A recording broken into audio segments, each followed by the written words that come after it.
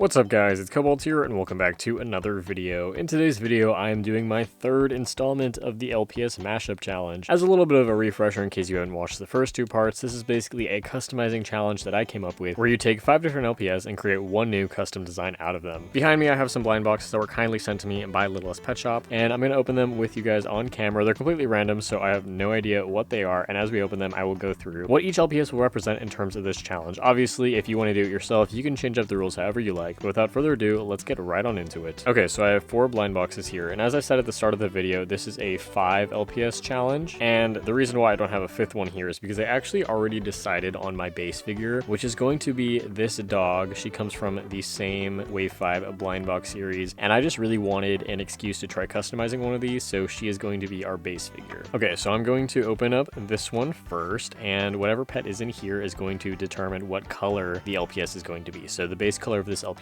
will become the base color for the custom. And we ended up with the horse. She comes with a little collar as well, which honestly might be really cute to incorporate into the custom. But this means that the base color is actually going to be pretty similar to the color that this dog already has. It's just a slightly different shade of tan. It's almost like a little bit more of a caramel color. So now the next pet that we decide will determine the markings for the custom. And we got the Great Dane. I really love this one, and I'm actually really happy that we got this one for the markings because he has a lot of cool markings. He has all of these different spots on him. He's got the white around the muzzle, the white paws, the chest marking. Yeah, this is definitely a really good one for this challenge in particular. And this LPS also comes with some glasses for his accessory. I'm going to open up this one next, and this will determine what colors the marking will be. So while the Great Dane has blue and white markings, I'm really just going to be using his markings to map out how they're going to look on the new custom, but they will be different colors. And we got this little ladybug, which I'm also actually really happy about because she has a lot of different colors. So personally, I'm not using her base color as one of the marking colors. I'm specifically taking the colors from her markings. So those are going to be this light pink, this kind of teal blue color, and then this purple. So that gives me 3 different colors to work with, which is pretty cool. And last but certainly not least, our final blind box will determine what this custom's eyes will look like.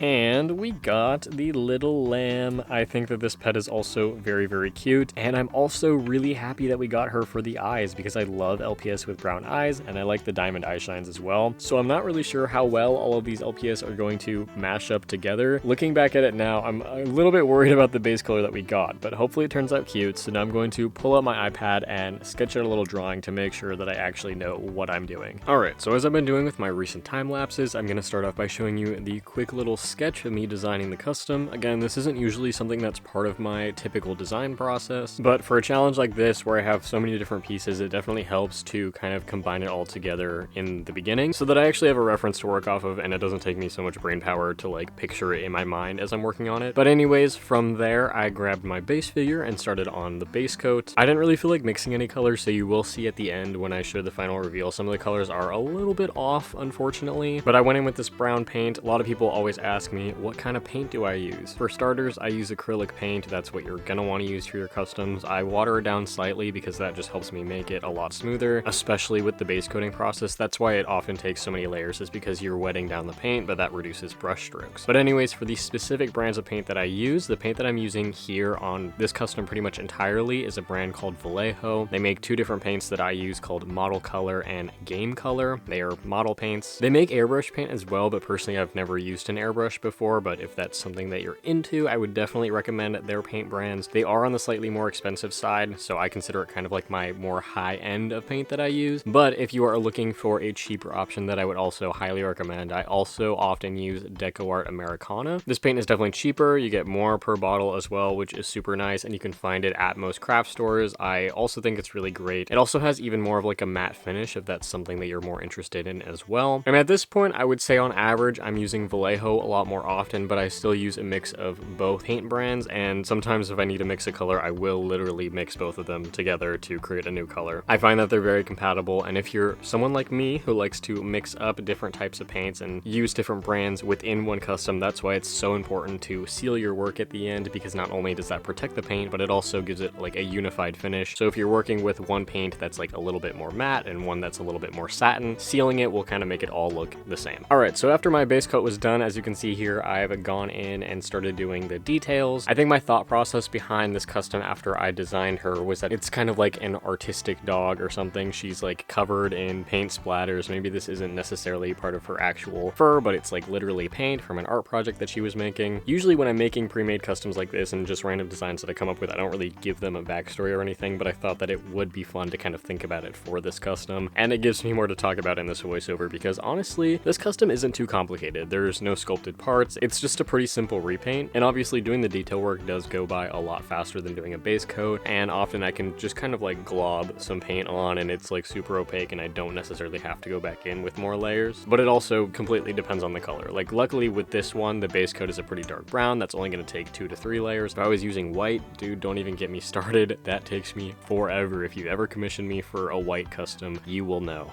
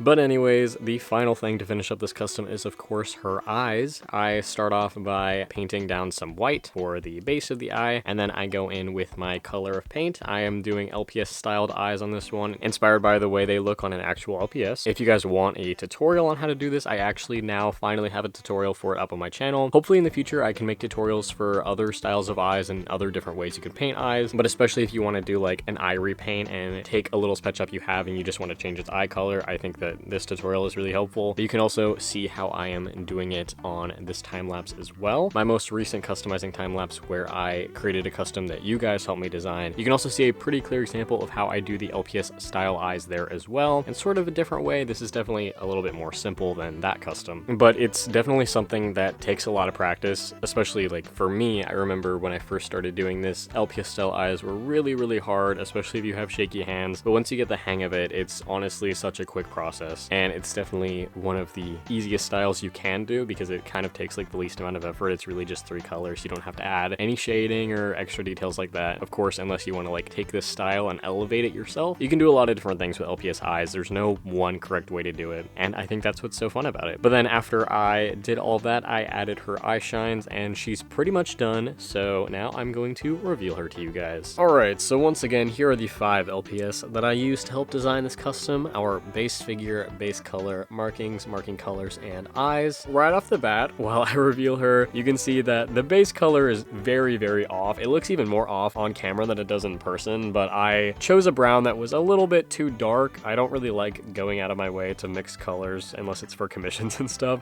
I probably should have done it for this custom, but whatever. It's still like the same type of brown. Mine is just a little darker, you know, like even the eye color's a little bit off. I think the marking colors are honestly pretty spot on with the purple, the blue, and the pink, but either way, she's like a little painted dog. That's kind of what I'm envisioning for her. I really do love the way that I painted the eyes. Let me actually get the base for a little comparison so you can kind of see how this base would look with differently designed eyes, because I feel like one of the biggest complaints that I have with most G7 LPS is just the way that their eyes are designed. This dog generally does have kind of an interesting eye shape. It's like curved on the top and more flat on the bottom, but again, you can see that like the coloration of these eyes kind of fills across as like a little U, and then mine is more angular here, so it definitely gives different vibes. I think both are cute, but I do prefer the way that I ended up painting them here a little bit better, and it does make me like this base figure a lot more. I really, really love the body sculpt. Like, I think it's so cute, and I've said that before about the actual LPS too, but sometimes when you actually, you know, fully base coat an LPS and make it into a new custom, you kind of have like a different appreciation for the actual sculpt of the pet in general. Her ears are still kind of strange, but I made sure to add this blue to paint like the inner ear and kind of add some more color to the back. I almost forgot to do this actually, but when I was editing the earlier clips in this video, I remember saying that I wanted the collar from the horse to be customized as well. So I actually did make her this custom accessory. Luckily, the collar is a really bendy accessory, so it actually does fit. If it wasn't, I do not think it would fit on her neck because of how fluffy it is. That actually looks so cute. This is the first time that I'm seeing her with the accessory, and I'm so glad that I made it for her because she looks adorable. But yeah,